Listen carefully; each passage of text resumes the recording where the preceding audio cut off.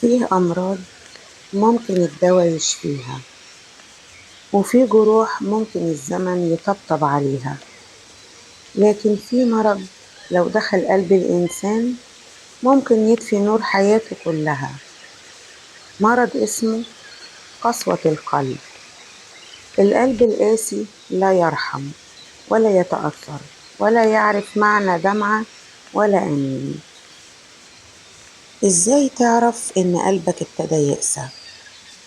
لما تسمع قرآن وما تحسش بيه، لما تشوف مظلوم وما يهتزش ضميرك، لما تبقى شايف جنازة وما تفكرش إنك في يوم هتمشي نفس الطريق، لما دمعة أمك تبقى عادية وظلمك لحد مش فارق معاك. دي مش قوة، دي قسوة. أخطر حاجة في قسوة القلب إنها بتعزل الإنسان عن ربنا. ربنا بيقول: فويل للقاسية قلوبهم من ذكر الله. تخيل وعيد وتهديد من ربنا نفسه للي قلبه قاسي. القلب القاسي بيخلي الذنب عادي والمعصية سهلة والحقائق تتقلب في نظره.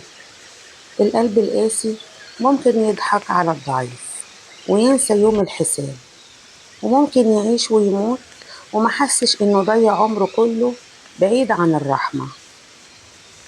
طيب نعمل إيه لو حسينا قلوبنا بدأت تقسى؟ كثرة ذكر الله. القلب اللي بيفضل يقول سبحان الله والحمد لله والله أكبر بيلين. قراءة القرآن بتمعن، مش مجرد تلاوة، لا، إنك تقرأ وكأن ربنا بيكلمك. صحبة صالحة. الناس اللي بتذكرك بالله دول دواء للروح. زيارة المقابر وتذكر الموت، دي مش كآبة، دي حياة للقلب. الرحمة بالناس. كل مرة تمسح دمعة محتاج أو تسامح إنسان، ربنا بيزرع في قلبك نور يذيب القسوة. يمكن النهاردة قلبك قاسي ومش حاسس، بس لو وقفت بينك وبين نفسك وقلت يا رب لين قلبي، رجعني أحس بيك، ربنا مش هيخذلك، لأن القلوب بين أصابع الرحمن يقلبها كيف يشاء. ولأن ربنا وعد: ألا بذكر الله تطمئن القلوب.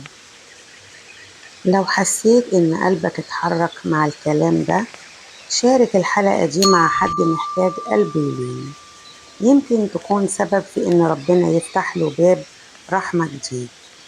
وافتكر إن كلمة صغيرة ممكن تغير حياة إنسان.